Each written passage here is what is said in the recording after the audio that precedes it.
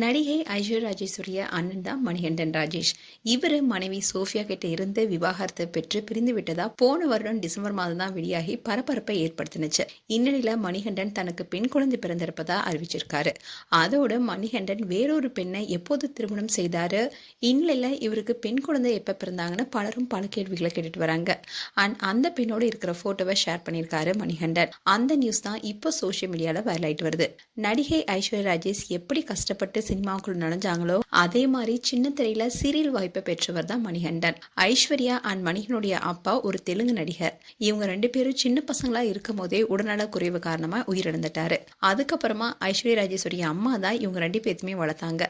Aishwarya and Manikandan ரெண்டு பேருமே college படிச்சுட்டு இருக்கும் போது பார்ட் டைம் ஜாப் பார்த்து தான் அவங்களுடைய காலேஜ் ஃபீஸை கட்டியிருக்காங்க.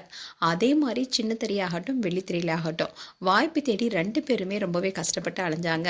அப்படி இருக்கும்போது ஐஸ்வர்யாவுக்கு தான் ஃபர்ஸ்ட் டான்ஸ் நிகழ்ச்சியில பங்கேற்கிற வாய்ப்பு கிடைச்சது. அதுக்கப்புறமா ஒரு தொகுப்பாளராகவும் அறியப்பட்டாங்க. இவங்க சினிமாவில் சில வாய்ப்புகள் தேட துவங்கினாங்க. இந்நிலையில தான் மணிகண்டனும் சின்ன திரையில அடி எடுத்து வச்சாரு. அப்போ விஜய் டிவில ஒளிபரப்பான அவள் சீரியல் நடிக்கும் வாய்ப்பு இவருக்கு கிடைச்சது. இதை தொடர்ந்து அழகு, சிவா மனசுல சக்தி, தாய் வீடு, நாச்சியார் உள்ளிட்ட பல சீரியல் நடிச்சிருக்காரு. வெள்ளித்திரையில சில படங்கள் தலை காட்டினாலும் அவருடைய தங்கை போல நிலையான இடத்தை அவரால் பிடிக்க முடியல. இந்நிலையில தான் மணிகண்டன் பிக் பாஸ் நிகழ்ச்சியில கலந்துகிட்டாரு. ஆனா அவரால் டைட்டில வின் பண்ண முடியல.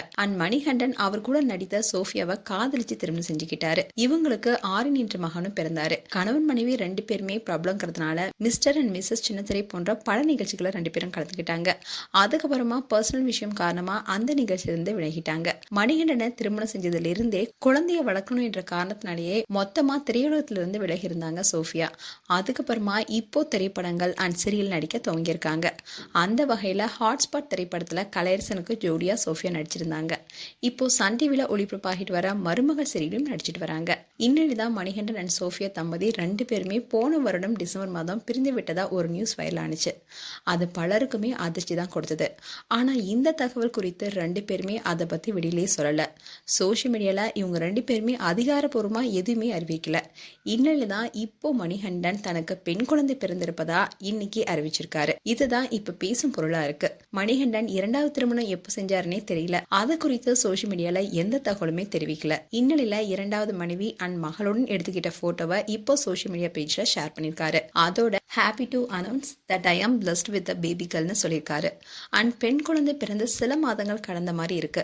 இந்நிலையில தான் அவர் போட்டோவை ஷேர் பண்ணியிருக்காரு. அண்ட் மகன் ஆரியன் குழந்தைக்கு முத்தமிடுற மாதிரியான போட்டோவை ஷேர் பண்ணியிருக்காரு. மகன் ஆரியன் இதுவரைக்கும் முன்னாள் மனைவி சோஃபியாவுடன் தான் இருந்தாரு.